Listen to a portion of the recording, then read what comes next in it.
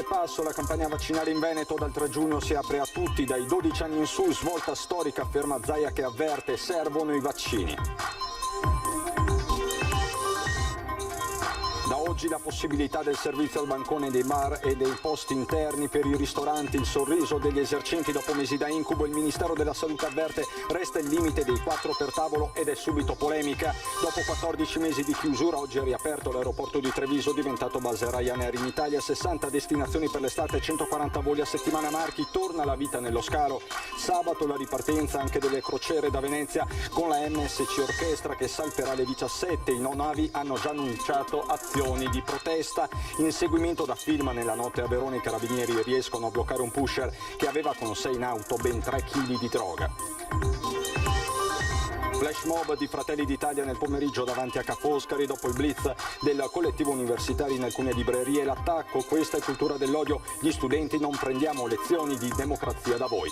Le norme anti-Covid annullano lo sfilamento degli alpini pronti a celebrare il centenario della sezione di Belluno, ed è polemica. Spiace non sia stato capito lo spirito, dice il presidente Lino De Pra.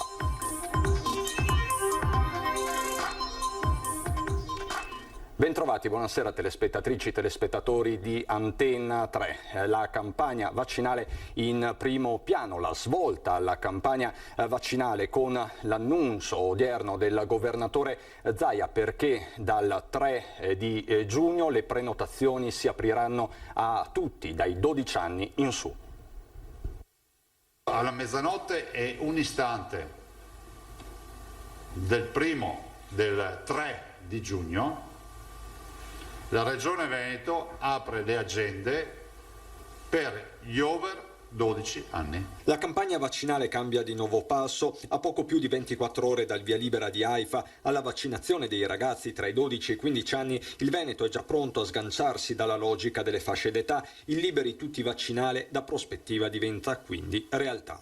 A me sembra una giornata storica, perché vuol dire aver chiuso il giro di tutti i veneti, di tutte le fasce d'età, di tutte le categorie, perché con questo si impone la parola fine. La dimensione della svolta sta nei numeri. Da vaccinare dai 12 ai 39 anni ce ne restano 1.286.000. Certo, essenziali diventano la tempistica e l'effettività delle consegne, con il Veneto che dovrebbe ricevere nel mese di giugno 1.352.000 dosi, secondo le cifre comunicate dal commissario Figliuolo, chiamato però a sciogliere un altro nodo, quello della somministrazione di AstraZeneca e Johnson & Johnson anche agli under 60, tema sollecitato dallo stesso Zaia. AstraZeneca e Johnson & Johnson, per capirsi, finite le seconde dosi, scandisco bene, e finite le richieste degli over 60, per noi diventano un problema, perché rischiano solo di restare a magazzino. Più in generale il tema del rispetto delle forniture inciso nella campagna vaccinale. Rispetto alle previsioni, il Veneto ha ricevuto il 30% di dosi in meno. Se non abbiamo fatto, come si può dire, spianato tutte le armi che avevamo a disposizione, perché non avevamo munizioni e non ce le abbiamo le munizioni. Vi ho detto prima che ci sono stati forniti il 30% di vaccini in meno.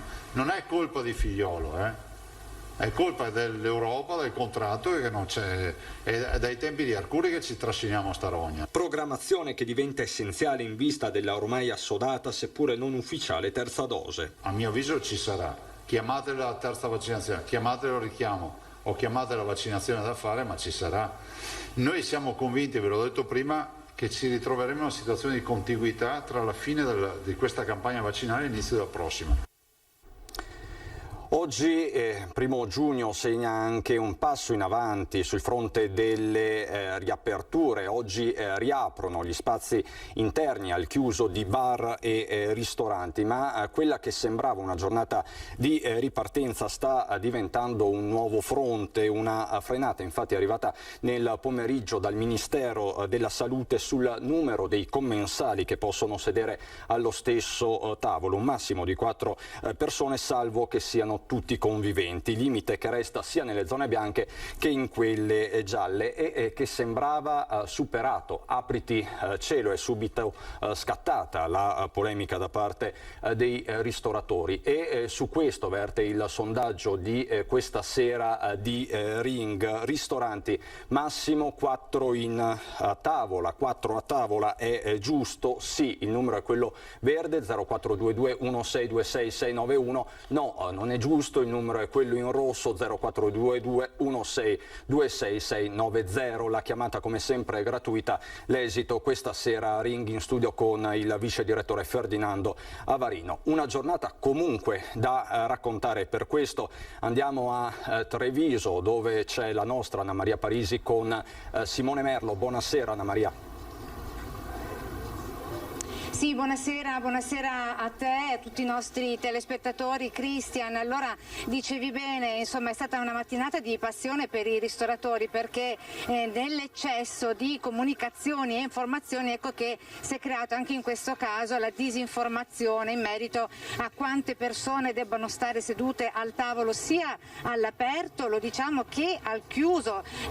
Addirittura c'è chi parla anche di un numero di persone, questo del massimo 4 per tavolo, che deve tenersi anche nelle cene in casa. Ma chiudiamo questa parentesi con le cene in casa e teniamo aperta invece quella del massimo 4 persone per tavolo e ne parliamo. Io sono qui appunto in centro a Treviso, in Piazza della Vittoria, tra l'altro, che è notoriamente uno dei luoghi della movida anche fino alle 23, orario imposto fino adesso dal governo per il coprifuoco, e ne parliamo proprio con il presidente di Veneto Imprese Unite. Siamo qui nel suo locale con Andrea Aiello.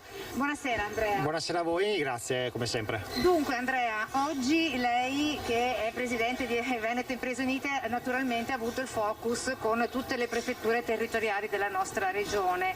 È stata una mattinata di passione, si diceva, perché una prefettura le diceva sì, potete tenere aperto il bar anche nel posto al chiuso, anzi vuole che ci richiamo un attimo verso l'interno così Simone ci segue, ancora vediamo che non c'è gente, e poi le stesse prefetture nella comunicazione ufficiale le dicevano che no, non era così, dopo che il ministro Speranza aveva diramato una nuova circolare. Ci racconti un po'? Sì, esatto, quella di oggi doveva essere la grande giornata della ripartenza, dove anche chi appunto non aveva spazio fuori poteva finalmente tornare a operare, e quindi dovevamo un po' goderci questo nuovo inizio con i clienti finalmente al bancone, e doveva essere una boccata d'ossigeno e un po' di relax per tutti quanti noi. Invece fino alle prime ore purtroppo è venuta a galla un'incongruenza nel nuovo decreto di aperture, e in particolare c'era un rimando a una normativa, ai protocolli delle regioni del 29 di maggio, in cui non era specificato il limite di 4 persone per il tavolo. Noi come associazione di categoria abbiamo sentito la necessità quindi di confrontarci con i prefetti, che sono quelli che devono diramare poi le comunicazioni ufficiali sul territorio, per chiedere una loro interpretazione e che potesse essere omogenea in tutta quanta la regione.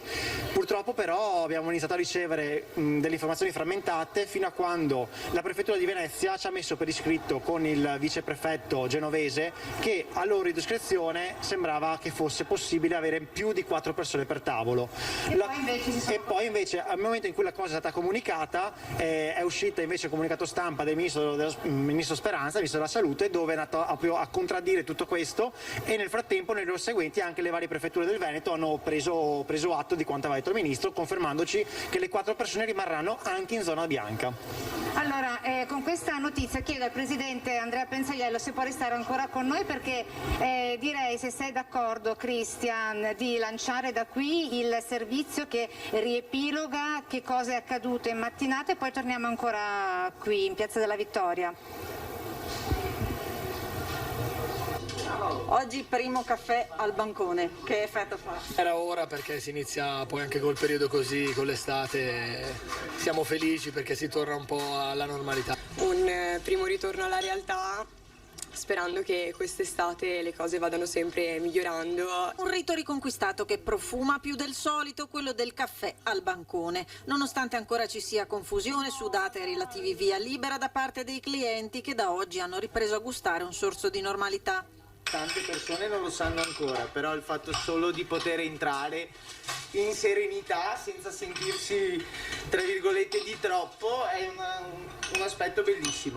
Si varca la soglia e si tornano a consumare cibi e bevande anche all'interno dei ristoranti che fino ad oggi si sono adattati solo con i dehors esterni. Un effetto positivo. Dopo tanto tempo forse è il caso di ritornare alle vecchie abitudini. Siamo dalla parte dei ristoratori. Oggi ci siamo concessi una pausa pranzo un po' più lunga e lo facciamo comodamente seduti al tavolo all'interno.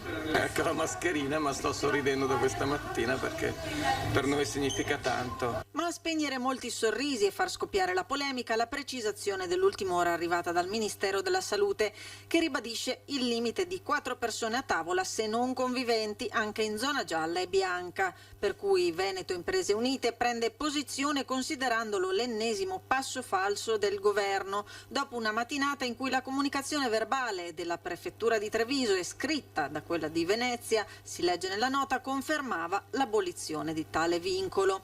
Ma intanto si guarda al domani. Per molti l'importante è che il telefono torni a squillare dopo aver sfidato il clima ballerino e i limiti del coprifuoco. Il telefono è tornato a squillare come ai vecchi tempi. Un maggio che è stato lunghissimo. Un maggio che è durato quest'anno, dal mio punto di vista, 62 giorni, non 31, interminabile.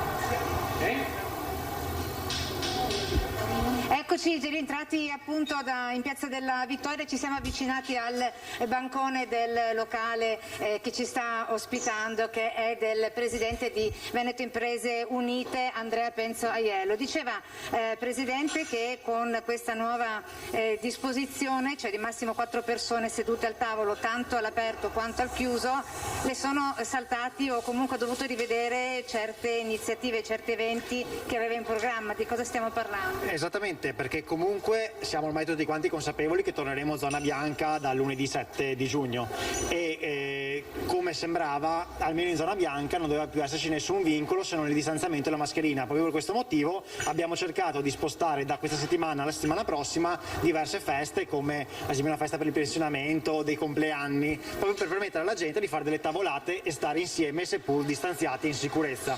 Con questa nuova regola però dovremo rivedere tutte quante queste pianificazioni, perché ovviamente gli spazi vanno rivisti, non è detto che potremo ottenere tutti quanti i rinfreschi che avevamo preventivato.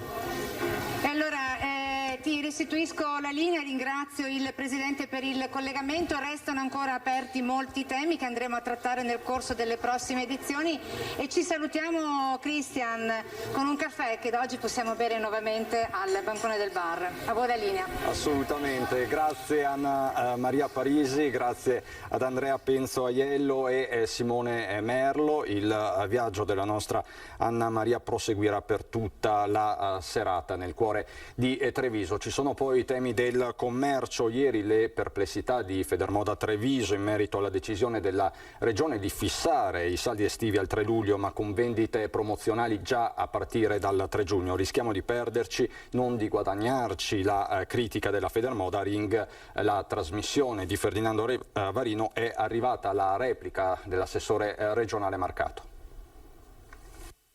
Marcato, questa è una piccola precisazione, critica, cosa dice? Cioè rischiamo di far fuori la merce subito con questi saldi così anticipati? Prego. Guardi, io ho deciso il 3 di luglio, togliendo il divieto di fare promozioni nei 30 giorni da precedenti, non perché me lo sono inventato di notte, ma perché ho consultato le associazioni di categoria, cioè quelli che poi quotidianamente operano sul nostro territorio e l'indicazione che mi è stata data è stata quella del 3 luglio.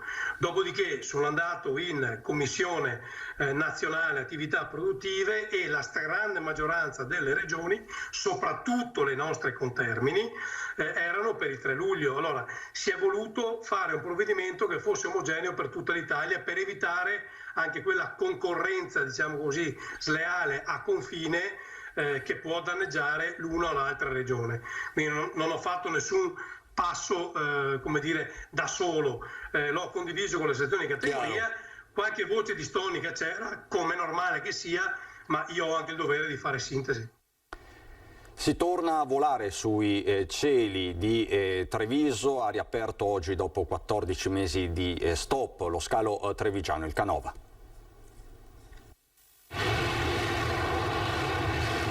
Con destinazione Cagliari, in tarda mattinata è decollato il primo volo Ryanair del post-pandemia, segnando di fatto la ripartenza dell'aeroporto Canova di Treviso. Il grande giorno è arrivato, ha detto il presidente di Save Marchi, raccontando l'emozione per questa riapertura. Quando ho visto domenica pomeriggio i 3 aerei che sono arrivati di Ryanair in preparazione, mi sono emozionato perché è la vita che ritorna nei nostri aeroporti dopo tanta sofferenza. Emozione che traspare anche durante il discorso, con la voce che si incrina pensando a questi difficili mesi, durante i quali però non si è mai smesso di lavorare per arrivare a questa giornata.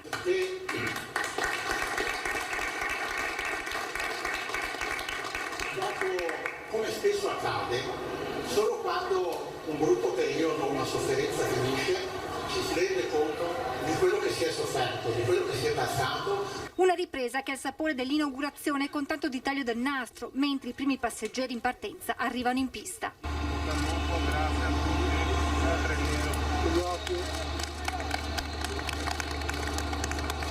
200 milioni di dollari di investimento, oltre 140 voli settimanali fanno dello scalo di Treviso la 15ª nuova base di Ryanair in Italia. Avremo in totale 48 rotte da e per Treviso, di cui appunto 5 domestiche e 43 internazionali, e ci tengo a ricordare che 22 sono nuove destinazioni, quindi assolutamente un'iniezione di ottimismo sulla città e su tutto il territorio. La ripartenza di oggi ha visto in tabellone 16 voli, 8 partenze e altrettanti arrivi, un assaggio di quanto accadrà in estate con oltre 60 destinazioni. A livello nazionale e internazionale, per raggiungere i numeri del 2019 si dovrà attendere tra il 2023 e il 2024, ma a Treviso, auspica il numero 1 di Save, questo potrebbe accadere prima. Il 2022 potrebbe essere l'anno del ritorno alla piena operatività, aggiunge Marchi, che spiega come lo scalo Canova sia stato riaperto prima del previsto, perché chiarisce, se si fosse guardata solo l'ultima cifra del bilancio sarebbe stato probabilmente conveniente attendere un altro po'. Forse avremmo aspettato ancora un po', dati i pochi movimenti che abbiamo a Venezia, potevamo tenere chiuso l'aeroporto e ottimizzare il conto economico su Venezia. E il presidente di Save approfitta di questa riapertura per togliersi qualche sassolino dalla scarpa. Non nascondo che qualche volta mi ha anche infastidito, mi ha amareggiato sentire certe critiche, certe posizioni di qualche aggressivo sindacalista che magari faceva un po' di demagogia e chiedeva garanzie. La miglior garanzia è la serietà del nostro impegno. Ma si torna anche a navigare. Sabato 5 giugno ripartono le crociere da Venezia con la MSC Orchestra che salperà alle ore 17, destinazione Grecia. A quell'ora ci saranno i no navi che hanno annunciato azioni di protesta a partire dalla zona delle Zattere, imboccatura del canale della Giudecca. Non è infatti ancora possibile evitare il passaggio attraverso il canale, bacino di San Marco e la bocca di porto del Lido. Da qui la protesta fissata per l'appunto sabato 5 giugno. Alle 17. La cronaca ci porta nel Veronese per una folle fuga nel centro abitato di Lugagnano, nel comune di Sona, ieri sera, dove al termine di un pericoloso inseguimento un 22enne è stato arrestato dai carabinieri di San Bonifacio per detenzione di oltre 3 kg di droga e per resistenza pubblico ufficiale. Si tratta di un cittadino nordafricano disoccupato e già noto al sistema giudiziario. La fuga si è conclusa con uno scontro, il ragazzo ha perso infatti il controllo della sua Mercedes a una curva ed è andato a sbattere contro un cartello stradale. Poi la fuga è proseguita a piedi, ma è stato braccato dai carabinieri. Ritorniamo a Venezia per la doppia manifestazione in 24 ore a Ca' Foscari sul caso del professore che ha postato una foto in cui il libro di Giorgia Meloni era esposto a testa in giù. Al presidio del collettivo studentesco è seguito infatti un flash mob dei Fratelli d'Italia. A 24 ore dal presidio a Ca' Foscari del collettivo universitario Liberi Saperi Critici per esprimere vicinanza e solidarietà al professor Sullam, Fratelli d'Italia ha tenuto in Campo San Tomà, poco distante, un flash mob di solidarietà a Giorgia Meloni. Simon Levis Sullam è un ricercatore di storia dell'Università di Venezia, diventato in poche ore un caso nazionale per aver postato su Facebook la fotografia scattata in una libreria in cui il libro di Giorgia Meloni era posizionato a testa in giù. Dopo gli attacchi di Fratelli d'Italia, alcuni studenti hanno ripetuto il gesto in alcune librerie di Venezia. Probabilmente hanno i cervelli affumicati e probabilmente i loro cuori sono stati avvelenati dall'odio che è stato instillato loro da cattivi maestri, da quei professori universitari, da quegli intellettuali, da quei pensatori ammantati dall'antifascismo militante. Fratelli d'Italia si è mossa attraverso esponenti nazionali che hanno chiesto a Ca' Foscari di prendere subito provvedimenti, annunciando anche un'interrogazione al ministro dell'Università. Sullam, che sostiene di essere stato strumentalizzato, è invece appoggiato dai ragazzi che denunciano la campagna d'odio organizzata nei suoi confronti. Ci chiediamo come può un partito del genere parlare, sì, forse può parlare di violenza perché la conosce bene, di certo non accettiamo lezioni di civiltà, di tolleranza, di pluralismo da questo partito. E abbiamo voluto fare questo presidio per dire che secondo noi neanche l'università può e deve accettare queste lezioni da questi esponenti. L'università non si può, come ha fatto invece, piegare a quelle che sono le logiche, le retoriche di questo partito, abbandonando il professore e soprattutto non può non considerare la voce degli studenti. Dalla laguna alle Dolomiti, dove le norme anti-Covid annullano lo sfilamento degli alpini pronti a celebrare il centenario della sezione ANA di Belluno, ed è subito polemica. Per noi è un grande dolore, sì, perché l'ordine col quale noi sfiliamo potrebbe aver dato origine appunto alla sfilata nel rispetto, nonostante tutto, delle normative. Erano pronti e come sempre rispettosi, prima ancora che delle norme anti-Covid, dello spirito che anima le sfilate, cioè di chi è andato avanti, dei valori che ha lasciato. Alla sezione ANA di Belluno, che sabato e domenica celebrerà il centenario della fondazione, è stato invece vietato lo sfilamento che certamente avrebbe richiamato gente, esattamente come è stato per il Giro d'Italia o per i recenti No Paura Day che hanno portato in piazza centinaia di persone. Ce ne dispiace di questo, però non sarà comunque questo a togliersi la gioia di poter festeggiare il nostro centenario. C'è amarezza nelle parole di Lino De Pra, che assieme alle sue penne nere ha dovuto superare una miriade di ostacoli per poter organizzare i festeggiamenti del centenario. Si è corso pure il rischio di non poter fare esibire il coro. Per fortuna i cantori sono tutti anziani e vaccinati, spiega De Pra, e così il Dipartimento di Prevenzione dell'Ulse Dolomiti ha autorizzato il coro sezionale ANA Adunata, che canterà al Cinema Teatro Italia, dove sabato dalle 17:30 avrà luogo la cerimonia di presentazione del volume che racconta la storia della sezione, scritto a due mani da Mario Dell'Eva e Dino Bridda, e che è una sintesi dei valori espressi dalla cultura alpina. Solidarietà, solidarietà, solidarietà.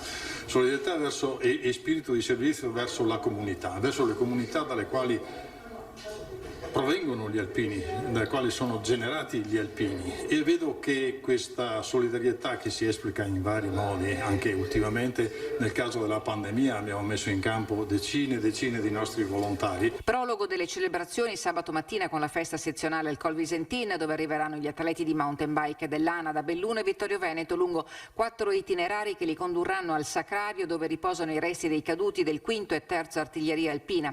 In mattinata la strada sterrata che dal Visentin porta alla caserra ci sarà l'intitolazione del sentiero del centenario. Domenica a Belluno sarà scoperta una targa ricordo nel luogo che ospitò la prima sede della sezione, in via Carrera davanti all'ex albergo Leondoro.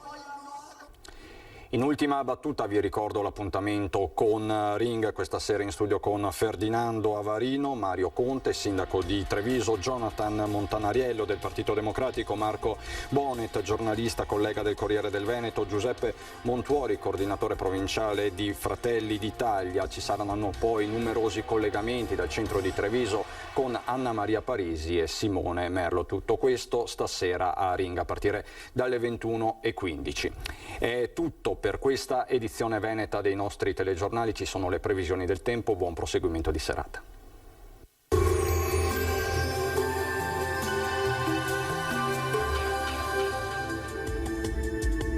Bentrovati al meteo.